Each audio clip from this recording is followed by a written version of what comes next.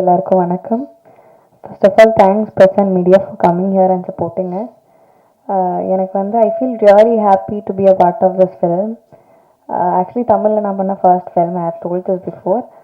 So அதுக்கு வந்து இவ்வளோ நாளுக்கு அப்புறம் ரிலீஸ் ஆகுது, அதுக்கு வந்து இவ்வளோ லவ் கிடைக்கிறேன். நாங்கள் அவ்வளோ யோசிக்கல. ஐ நெவர் தாட் இவ்வளோ பேருக்கு இவ்வளோ லவ் எல்லாம் கொடுப்பேன். நான் நிறையா பேர் லைக் ரிவ்யூ சொன்னேன், எல்லாருக்குமே பிடிச்சிருக்கு. Family, friends, even I saw the film. So I feel really happy. I want to thank our director for giving me such an opportunity and for this film. So once again, thank you all for coming here. Thank you. Hi, எல்லாருக்கும் வணக்கம். இப்படி இங்கே வந்து உங்கள் முன்னாடியெல்லாம் நிற்க முடிஞ்சதுலேயே ரொம்ப பெருமையாக சந்தோஷமாக இருக்கு. இது என்னோடய ஃபர்ஸ்ட் மூவி. இந்த மூவி பண்ணதுக்கப்புறம் இவ்வளோ ஒரு அப்ரிசியேஷன், இவ்வளோ ஒரு ஆடியன்ஸ் பக்கத்தில் இவ்வளோ ஒரு ரிசீவ் பண்ணுவேன்னு நினைக்கவே இல்லை. இந்த படத்துக்கு ஆக்சுவலி ரொம்ப ரொம்ப ரொம்ப நன்றி. அதுக்கு மீரா சார் தான் தேங்க்யூ சார். இந்த கேரக்டர் எனக்கு கொடுத்ததுக்கும் ரொம்ப நன்றி.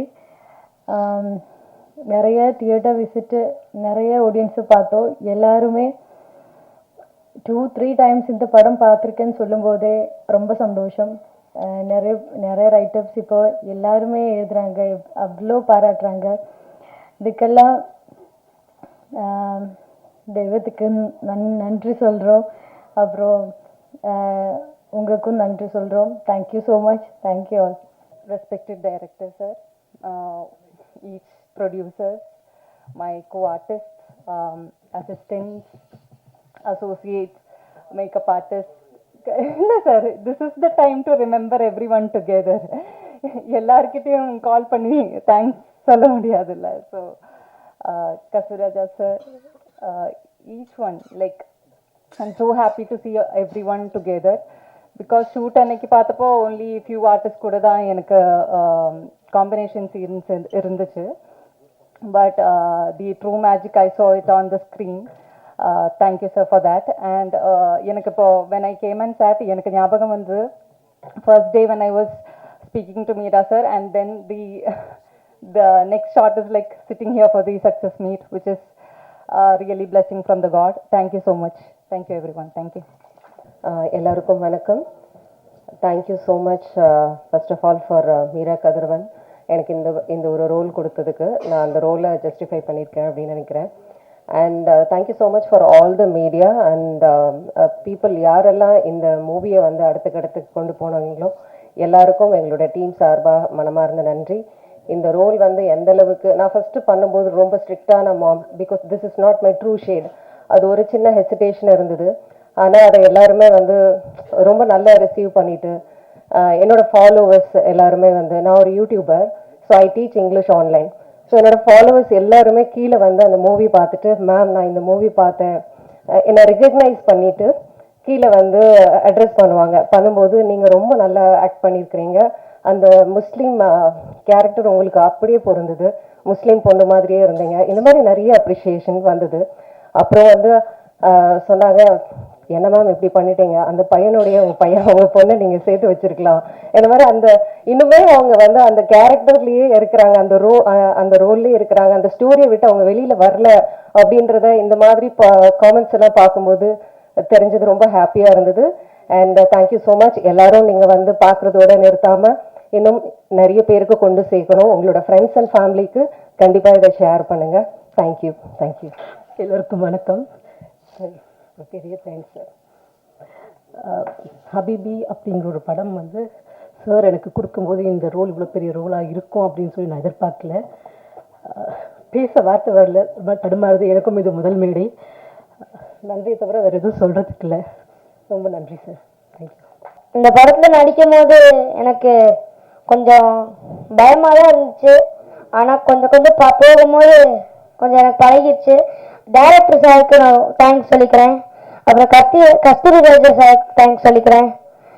அதுக்கப்புறமேட்டு assistant director sir, assistant director மாமா எல்லாத்துக்கும் தேங்க்ஸ் சொல்லிக்கிறேன். அவ்வளோதான்.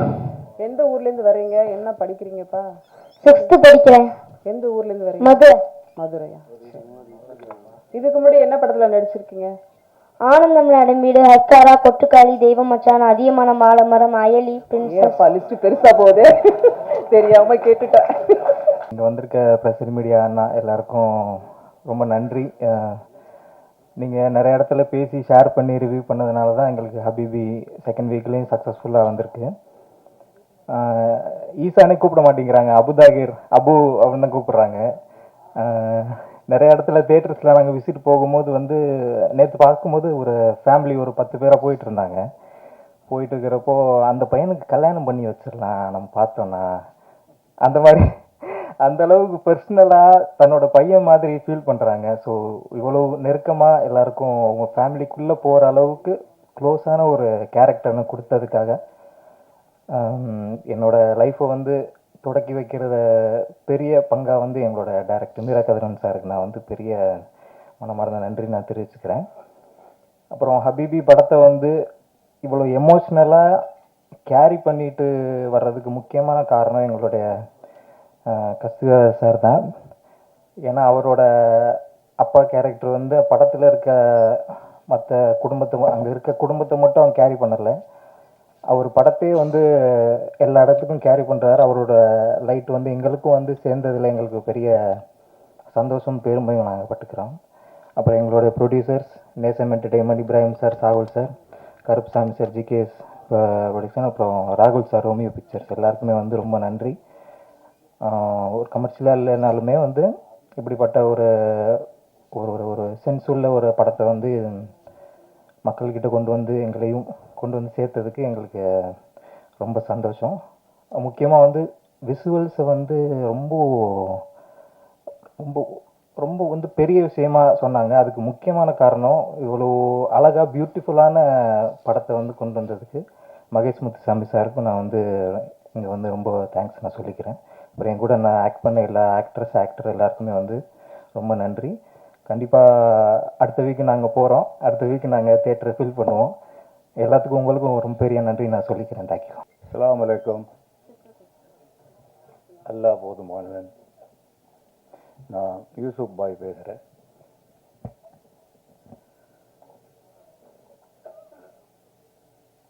இன்னைக்கு ரொம்ப கன்ஃபியூஷனாக இருக்கேன். நான்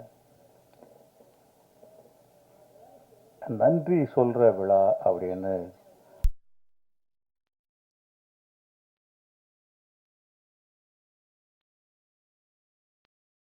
நான் யாருக்கு நன்றி சொல்லணும்னா, இப்போ இங்கே உட்காந்ததுக்கப்புறம் ஒரு 4 ஃபோன் கால் வந்தது. பொதுவாக எனக்கு வராது, அதனால் தைரியமாக ஃபோனை வச்சுப்பேன்.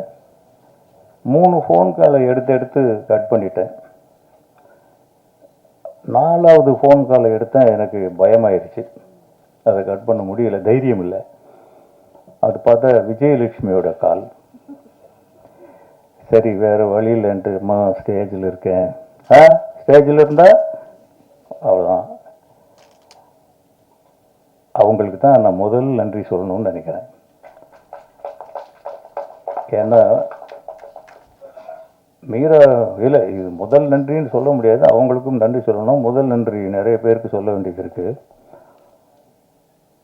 நானும் விஜயலட்சுமியும் இணை பிரியாத தம்பதிகள், ஈருடல் ஓர் உயிர் மாதிரி. மீரா கதிரவன் கிட்டத்தட்ட ஒரு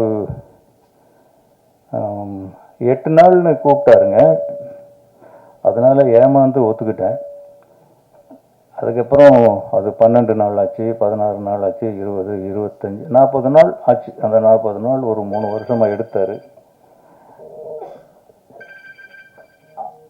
அது வந்து அந்த சமயங்கள் எல்லாம் துணை பிரிந்து தனியாக அந்த வீட்டில் இருந்துக்கிட்டு எனக்கு சுதந்திரம் கொடுத்த என் விஜயலட்சுமிக்கு தான் முதல் நன்றி.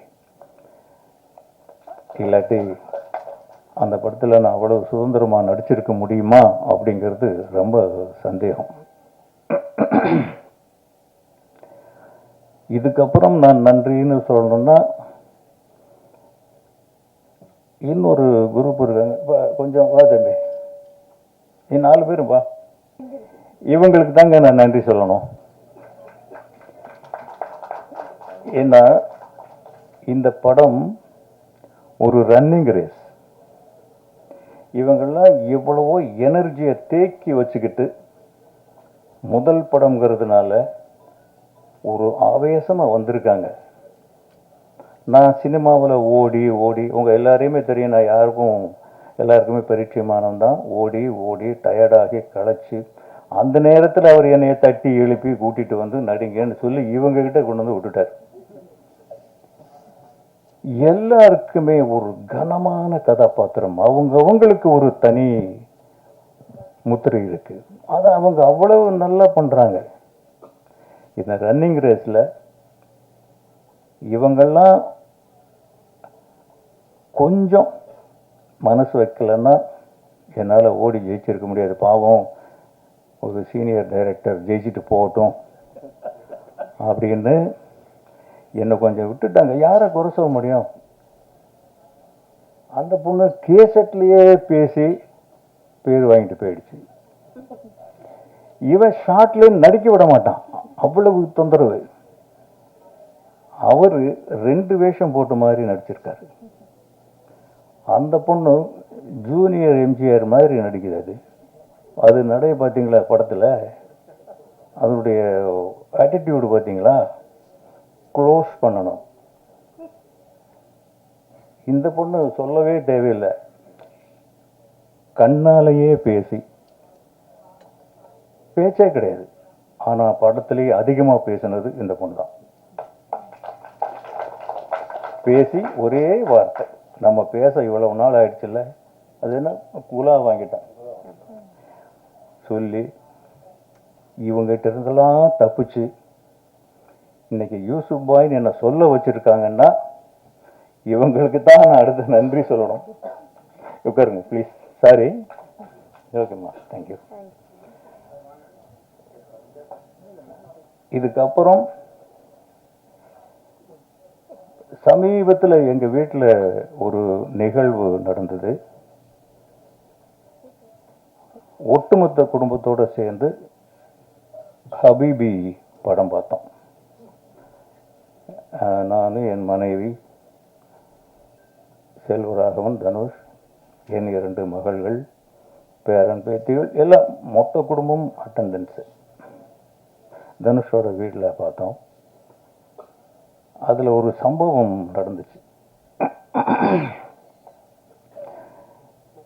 என் வீட்டில் 2 பெண்கள், ஒரு பெண் டாக்டர் விமலா கீதான்னு ஒரு பொண்ணு, புலி மாதிரி, சிங்கம், புலி கூட கிடையாது, சிங்கம். எங்கள் வீட்டிலேயே எல்லாருமே அந்த பொண்ணுக்கு பயப்படுவாங்க. அப்படி ஒரு டேரிங்கான ஒரு பொண்ணு.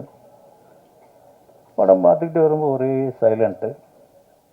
அந்த என்னுடைய இறுதி காட்சி வர்றதுக்கு முன்னாடி டக்குன்னு எழுந்து வெளியில் ஓடிடுச்சு.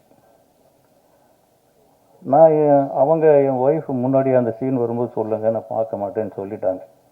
அவங்க ஒரு பெக்குலியரான ஆள். தனுஷை யாராவது அடித்தா கூட அவங்க அந்த படத்தை பார்க்க மாட்டாங்க.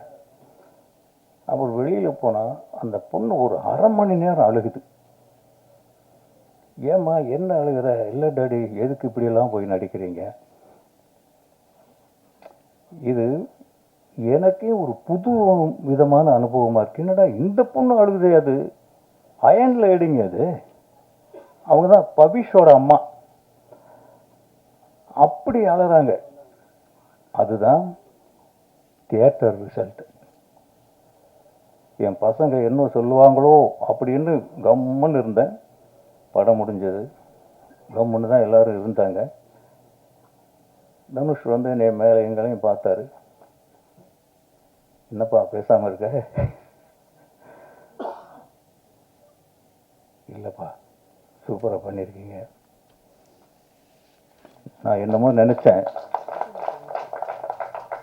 எங்கேயோ அவருக்கு என்ன, நான் ஒரு குழந்தை, எங்கள் வீட்டில் நான் ஒரு குழந்தை தான். அப்பாவை யாரோ ஏமாத்துறாங்க, எங்கெங்கேயோ கூட்டிகிட்டு போகிறாங்க அப்படிங்கிறது தான் அவங்களுடைய கால்குலேஷன்.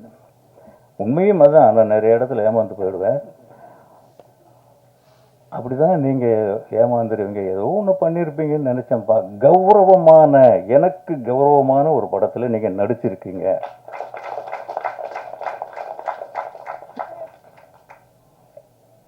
இந்த பேரை எனக்கு வாங்கி கொடுத்த மீரா கதிரவன் சாருக்கு நன்றி. அவர் அது மட்டும் செய்யலை, எனக்கு பல முறை பிறப்புகள் நிகழ்ந்திருக்கு. ஒரு மனுஷனுக்கு ஒரு தடவை தான் வரும். எங்கள் அம்மா வயிற்றிலிருந்து பிறந்தது முதல் தடவை. சினிமாவில் நான் ஒரு மனுஷனாக மாறினது, ஒரு கலைஞனாக என்னை மாற்றினது இயக்குனர் விசு சார்.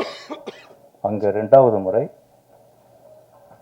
ராஜ்கிரண் என்னை இயக்குனராக்கினார், அது 3வது முறை. இந்த 3 பயணங்களுமே பார்த்தீங்கன்னா மிக நீண்ட பயணம், என் ஆயுளை கெட்டியாக்கிய பயணங்கள். இதுக்கப்புறம் ஓகே, நல்ல படங்கள் கொஞ்சம் பண்ணிட்டோம், எனக்கு திருப்தியான படங்கள், நல்ல படங்கள் சில பண்ணிட்டோம், பிள்ளைங்களெல்லாம் செட்டில் பண்ணிட்டோம். அப்படின்னு நிம்மதியாக ஏதோ புக்கு எழுதிட்டு இருந்தேன். அப்போ வந்து மீரா கதிரவன் என்னை நடிக்க கூப்பிடுறாரு. முதல்ல ஒத்துக்கலை, அப்புறம் ஒத்துக்கிட்டேன், அப்புறம் போனேன். ரொம்ப கௌரவமாக நடத்தினார். இந்த படம் ஹபீபி யூசுப் எனக்கு இன்னொரு பிறவி. இதை வச்சு இன்னும் எவ்வளவு நாள் போகும்? யாரும் என்னைய கூப்பிடுறாங்க, கூப்பிடலை, நடிக்க சொல்கிறாங்க, சொல்லலை. இதோட நடிக்காமல் இருந்தால் கூட எனக்கு ரொம்ப மகிழ்ச்சி. அப்படி ஒரு கதாபாத்திரம் அது. உண்மையிலே நான் நடிக்கவே கிடையாது. அதில் நான் ஒரு குடும்பத் தலைவன், 4 குழந்தைகளுடைய தகப்பன், 10 பேர பிள்ளைங்க எனக்கு. அந்த அனுபவம் தான் எனக்கு அங்கே கை கொடுத்தது. அதை மீறி, அந்த எல்லையை மீறி என் பிள்ளைங்க சொன்னதெல்லாம் அதான் சொன்னாங்க. இல்லைப்பா, நீங்கள் என் மாப்பிள்ளை ஒருத்தர் இருக்கார், டாக்டர் கார்த்திக் ஆஞ்சநேயன் அப்படின்ட்டு, ரொம்ப பெரிய ஜீனியஸ் அவர். அவர் சொல்றார், பொதுவாக டைரக்டர்கள் நடிக்க வந்தால் கொஞ்சம் ஓவராக நடிச்சிருவாங்க அங்கிள், நீங்கள் எப்படி இப்படி அண்டர் பிளே பண்ணி இப்படி நடிச்சிருக்கீங்க அப்படின்னா எனக்கே அப்போதான் பண்ணுது. மீரா கதிரவன் தான். அந்த வரம்புக்குள்ளேயே என் குடும்பத்தில் நான் எப்படி வாழ்கிறனோ அந்த வரம்புக்குள்ளேயே அந்த படத்தில் என்னை வாழ அனுமதிச்சாரு. சில இடங்கள் என்னை திருத்தினாரு. அவருக்கு இந்த இடத்துல ஒரு நன்றி, நான் நன்றி சொல்லணும்னா ரொம்ப பேருக்கு சொல்லணும். அவருக்கு இந்த இடத்துல ஒரு நன்றி. இது எங்கிருந்து இந்த பந்தம் உருவாச்சு? அவருக்கும் எனக்கும் ஒரு இயக்குனர், ஒரு நடிகர் அப்படிங்கிற உறவுக்கு மேலே ஏதோ ஒன்று வளர்ந்துருச்சுன்னு தான் நினைக்கிறேன். ஏன்னா படம் முடிஞ்சிருச்சு, ரிலீஸும் பண்ணிட்டாங்க.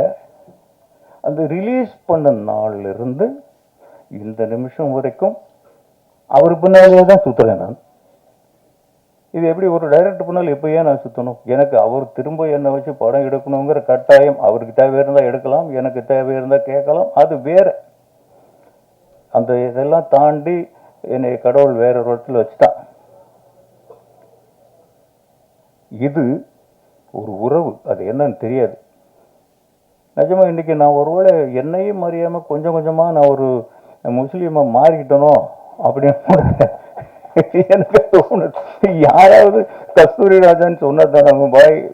இப்போ போன் வரும்போது பாய் குடியாத்தத்துல இருந்து ஒரு பையன் பேசுறான், யாருன்னு முதல்ல தெரியல. பாய்னா யாரு பண்ணி? இல்ல பாய், உங்க படம் பார்த்தேன். சரி பண்ணி யாரு? இல்ல பாய், சூப்பரா நடிச்சிருக்கீங்க பாய். அந்த பேரையே வச்சுக்கலாம் கூட போல தோணுது. ஏன்னா நடிகருக்கு யூசுப் பாய், இயக்குனருக்கு கஸ்தூரி ராஜான்னு 2 பேர்கள் கூட வச்சுக்கலான்னு நினைக்கிறேன். இந்த மாதிரி எல்லாம் ஒரு மாயை. நான் எப்பவுமே மாயைக்கு கட்டுப்படவே மாட்டேன். என் முதல் படம் என் ராசாவின் மனசில், அதில் இன்னொரு சின்ன ஒற்றுமை இருக்கு. அவருடைய படத்துக்கும் என் படத்துக்கும், ஹபீபிக்கும் என் ராசாவின் மனசிலேக்கும். என் ராசாவின் மனசிலே சுத்தமான இந்து படம். அதில் கிராஸ் பண்ணுறது கூட ஒரு பாய் இருக்க மாட்டாங்க. எனக்கு அதுதான் தெரியும். மாயாண்டி இப்படி எலும்பு எடுத்து கடிப்பார் பாருங்க. முதல்ல ராஜ்கிரண் சார் வெக்கப்பட்டார். ஐயோ என்னங்க நீங்கள் கேமரா கொண்டு வந்து வாய்க்குள்ளே வைக்கிறீங்க, அசிங்கமாக இருக்குங்க, பார்க்க மாட்டாங்க. இல்லை சார் நீங்கள் பண்ணுங்க, நல்லா இருக்கும்.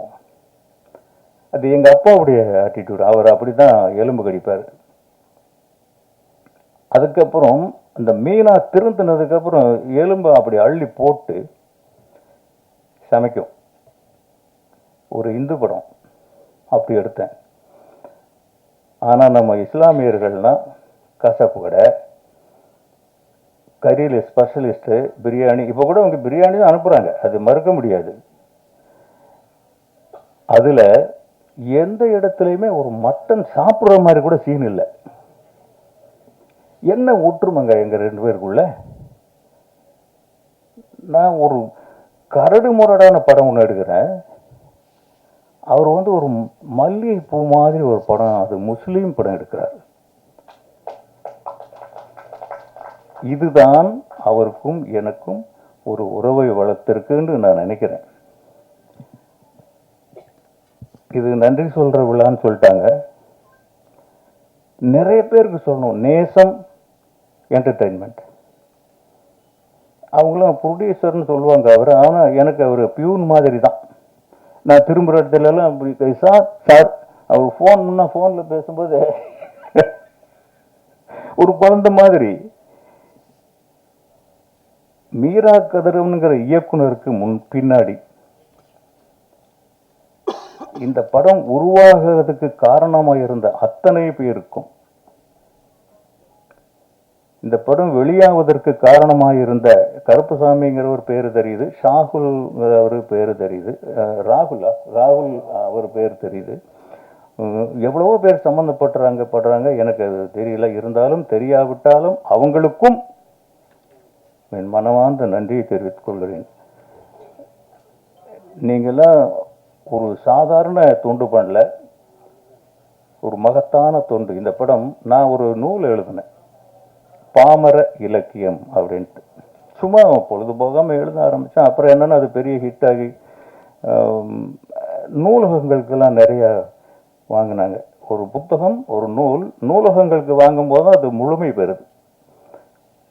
சாகித்ய அகாடமிக்கெல்லாம் அனுப்புனேன், ஆனால் விருது வரல. அது மாதிரி நூலகங்களில் பாதுகாக்கப்பட வேண்டிய படம் ஹபீபி. விருதுகள் வாங்கி குவிக்க போற படம் ஹபீபி. இன்னைக்கு அது ஒரு வெற்றி படமாக இருக்கு. ஆனால் முதல்ல நான் ஒரு மன்னிப்பு கேட்கணும். இந்த படத்தில் போய் இறங்கின நாள்லேருந்து, ஷூட்டிங்கில் இறங்கின நாள்லேருந்து படத்தை ரிலீஸுக்கு முதல் நாள் தான் பார்த்தேன். எனக்கு பயம் படம் பார்க்கறதுக்கு. நம்ம என்ன நடிச்சிருக்க போகிறோம், பாவம் அந்த டைரக்டரோட தலையெழுத்து அவ்வளோதான் அப்படி நினச்சி பயந்துக்கிட்டு பார்க்காமே இருந்துட்டேன். அப்புறம் சரி இந்த மாதிரி மேடைகளெல்லாம் பேச வேண்டியது வருமே, தெரியாமல் எப்படி பேசுறதுன்னு ஒரு நாள் பார்த்தேன். பார்த்த உடனே தான் தெரியுது, என்னடா பண்ணியிருக்கான் அந்த ஆள் அப்படின்னு. அந்த படத்தினுடைய அந்த ஒரு முழுமையை அவரை சிந்திக்க விட்டாங்க பார்த்தீங்களா. அத்தனை பேருக்கும் நான் நன்றி கடனே பட்டிருக்கிறேன். நான் எந்த இடத்துல வேணாலும் அவங்களுக்கு நான் மரியாதை செய்வேன். ஒரு நூலகங்களிலோ அவார்டுகளிலோ நம்ம சந்திக்க போகிற படம் நிஜமாகவே அவர் மீராக்கதனுடைய பட்ட காயங்கள், அவர் ஷர்ட்டு ட்ரெஸ்ஸை கழட்டிட்டு பார்த்தா உடம்பெல்லாம் காயங்கள் இருக்கும். மனசில் இருக்கிற காயம் யாருக்கும் தெரிய போகிறதில்ல. அந்த புளியம் விளையாடல அந்த பையனை அடிப்பாங்கள்ல, அந்த மாதிரி முதுகெல்லாம் உடம்பெல்லாம் காயமாக தான் அவருக்கு இருக்கும். அவ்வளோ அடிகள் வாங்கினார். அவர் என்ன செய்கிறார், ஏது செய்கிறார், இந்த தயாரிப்பாளர்கள் எந்த தொந்தரவும் கொடுத்ததா எனக்கு தெரியல. தெரியாமல் கொடுத்துருந்தா அது அவரே மனசுக்குள்ளே வச்சுக்கிறது தான் நல்லது, இனிமேல் சொல்லக்கூடாது. அவருடைய அந்த வழிகள் இருக்கு இல்லையா, போராட்டம் கணக்கே இல்லைங்க. ஒரு 4 புத்தகம் எழுதலாம், அவ்வளவு போராட்டம் இந்த படத்தில். இன்னைக்கு அத்தனைக்கும் ஒரே மருந்து, வெற்றி. அவர் ஜெயிச்சிட்டார். யூடியூப்பை தட்டினா இப்படி ஒரு படம் தான் வருது, அதுக்கே அவர் ஒரு தனியாக ஒரு போராட்டம் நடத்தியிருக்காரு. என்ன நாங்கள் செஞ்ச ஒரே ஒரு நன்றி கடன் என்ன, அவர் எங்கே கூப்பிட்டாலும் வாய் பேசாமல் வரேன் சார் வர்றேன் சார் வர்றேன் சார் வந்துக்கிட்டே இருக்கேன் இன்னைக்கு வரைக்கும். இனியும் வந்துட்டு தான் இருப்பேன்னு நினைக்கிறேன். இன்னொரு படம் கொடுக்காமல போயிடுவார் அவர். மீடியாக்கள் ஆக்சுவலாக முதல்ல உங்களுக்கு தான் சொல்லியிருக்கணும். ஒரு டைரக்டர் கெரியரோட ஒரு பொறுப்பான தகப்பன், நல்ல பிள்ளைகளை வளர்த்த ஒரு தகப்பன்கிறதோட நான் நிம்மதியாக உட்கார போகிற நேரத்தில் அவர் ஒரு படம் எடுத்தார். கஸ்தூரி ராஜாங்கிற பேர் கொஞ்சம் கொஞ்சம் தேய்மானத்தில் இருந்தது. அதை மறுபடியும் புதுப்பிச்சு புது பொலிவோடு என்னை வெளியில் கொண்டு வந்தீங்க பாருங்கள். பத்திரிகை நண்பர்களே, ஊடக நண்பர்களே, உங்களுக்கெல்லாம் பெரிய நன்றி. உங்களுக்கு தான் ரொம்ப பெரிய நன்றி. 110 வருடமான அந்த சினிமாவில் இது என்னோட முதல் படமாக இருக்கணும்னு விரும்பினேன். இது எனக்கு இந்த மேடை வந்து பிரசாத் மேடை பழசு, ஆனால் இந்த உணர்வு வந்து புதுசாக இருக்கு வந்து. ஏன்னா என் வாழ்க்கையில் 20 வருஷத்தில் நான் ஒரு நன்றி நவில்லல் விழாவை முதல்ல பார்க்குறேன் வந்து. என்னுடைய வாழ்க்கையில் என்னோட கைகளை பிடித்து கொண்டு இப்படி ஒரு படம் செய்து விட்டீர்கள் என்று கண்ணீர் மல்க என்னை ஆற தழுவி கொண்டு தேம்பி தேம்பி அழுவும் ரசிகர்களை முதலில் பார்க்கிறேன். உங்களுக்கு என்ன செய்ய வேண்டும் நீங்கள் சொல்லுங்கள், நாங்கள் உங்கள் பின்னால் நிற்கிறோம் என்று ஒரு பெரிய கூட்டம், ஒரு நம்பிக்கை வார்த்தை சொல்கிற கூட்டத்தை நான் இப்போது முதலில் பார்க்கிறேன். கஸ்தூரி ராஜா இன்னும் ஒரு பழம்பெரும் அனுபவம் கொண்ட ஒருவர். என்னை குரு என்று சொல்ல எனக்கு கொஞ்சம் கூசத்தான் செய்து கேட்கும்போது, ஆனால் அது எனக்கு முதல் முறையாக இருக்கிறது. நிறைய பேருக்கு நன்றி சொல்லணும். முதல்ல வந்து நான் வந்து சினிமாவை இப்போ யூடியூப்பை பார்த்தா தெரியும், 2 துப்பாக்கி கொடுத்தா என்னை 4 முறை சுற்றுறதுக்கு ஒரு குரூப் தெரிஞ்சுக்கிட்டு இருக்குது, சினிமா ஹராமா இல்லையான்னு. அப்படியான சூழலிலிருந்து நான் சினிமாவுக்கு வருவதற்கு என்னை அனுமதித்த என்னுடைய அம்மா நல்ல மீராள், அம்மாவுடைய பேர் தான் நான் மீரா வச்சிருக்கிறேன்.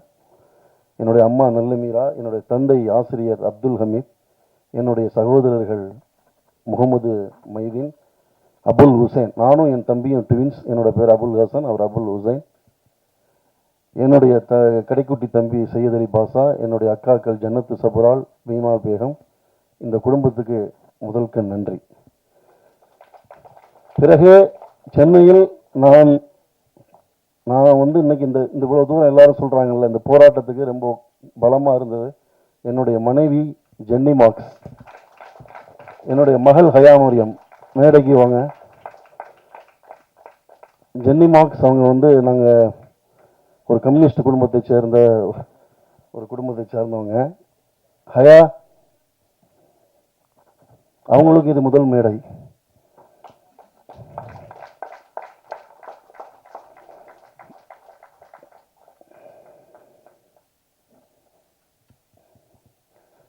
அவங்க வந்து எம்பிஏ ஸ்டூடெண்ட், லைலோ காலேஜில் படித்தாங்க. ஃபிலிம் இன்ஸ்டியூட் டைரக்டர் அறிவழகனோட அசிஸ்டன்ட் டைரக்டர். நாங்கள் ஒரு ஃபிலிம் இன்ஸ்டியூட்டில் தான் ஃபிலிம் ஃபெஸ்டிவலில் சந்தித்தோம். என்னுடைய செல்ல மகள் ஹயா மரியம், எங்கள் வீட்டுக்காக ஹயா, அவங்களுக்காக மரியம். இவங்க 2 பேருக்கும் நான் நன்றி சொல்ல கடமைப்பட்டிருக்கிறேன்.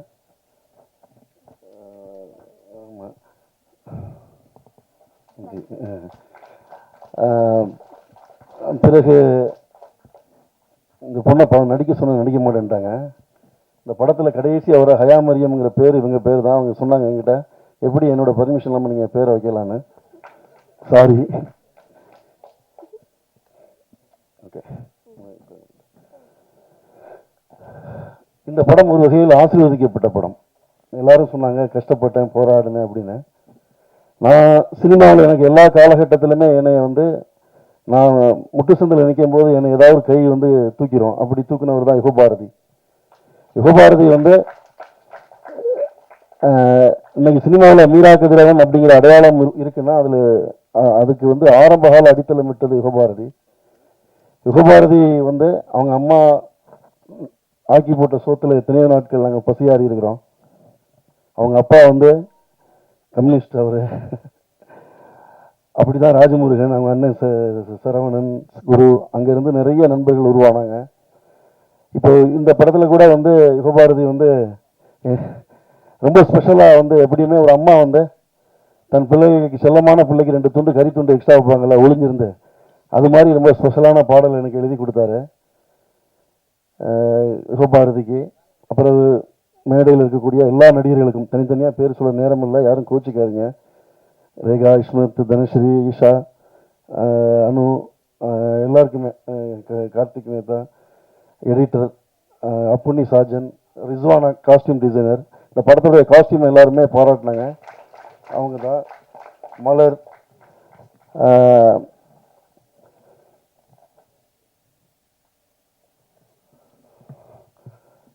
எனக்கு ஒரு பதட்டம் இருந்தது கெஸ்ட் சாரை நடிக்க கூப்பிடும்போது. அப்புறம் ஸ்பாட்டுக்கு வரும்போது பதட்டம் இருந்தது. ஏன்னா அவரை பற்றி என்கிட்ட யாருமே பயங்காடிக்கிட்டே இருந்தாங்க, நீங்கள் வந்து மாட்டிட்டீங்க ஒரு வசமா, உங்களை வந்து அவர் வச்சு செய்ய போகிறாரு அப்படின்னு.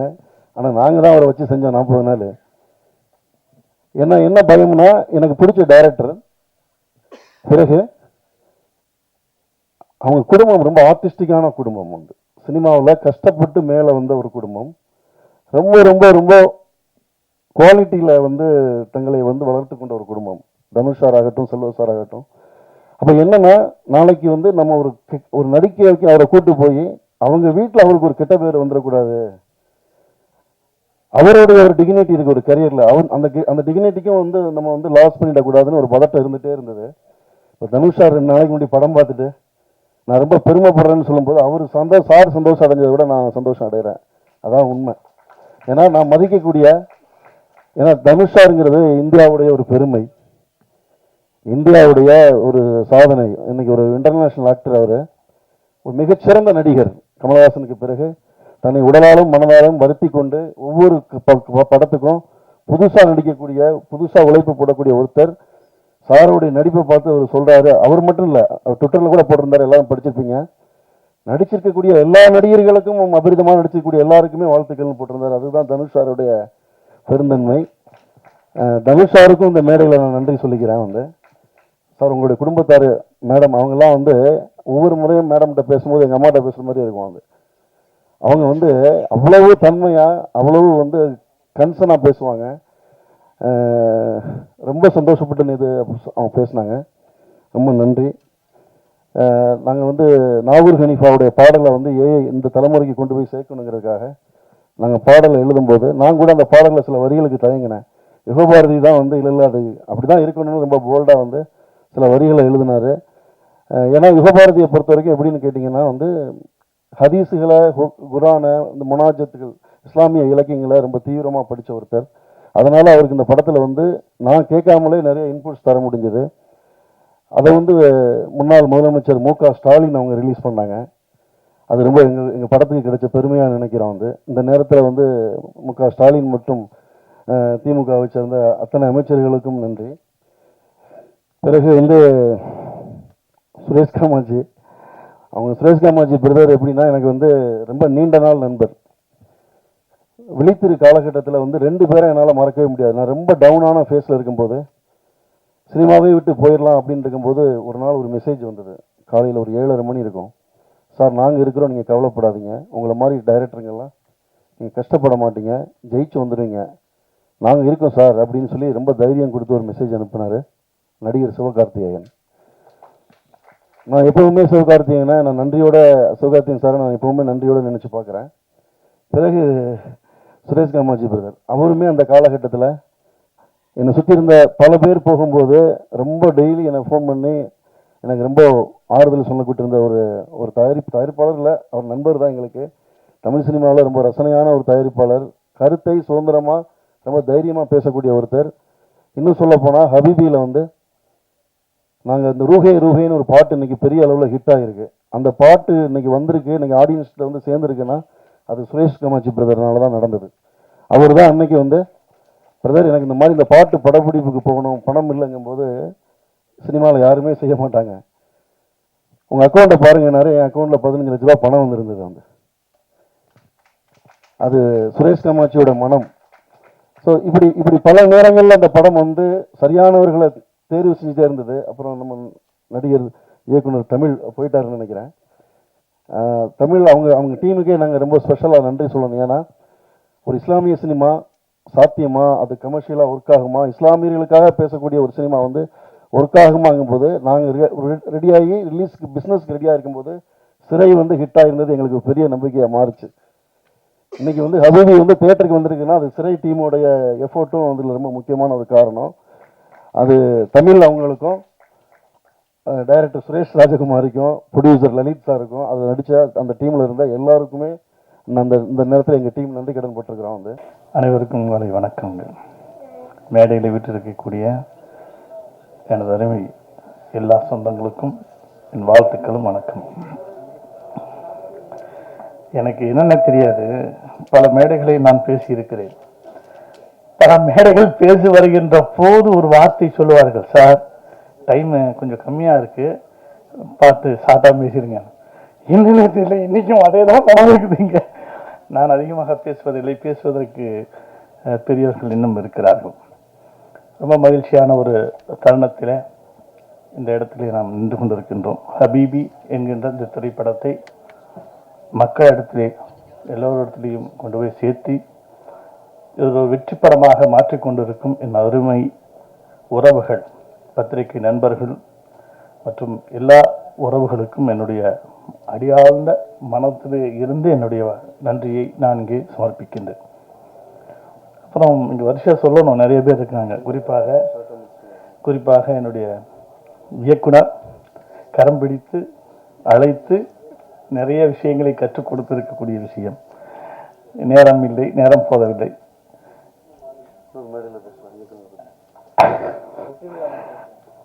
மகிழ்ச்சியோடு எல்லோருக்கும் நன்றியை தெரிவித்து நான் விடைபெறுகிறேன். நன்றி.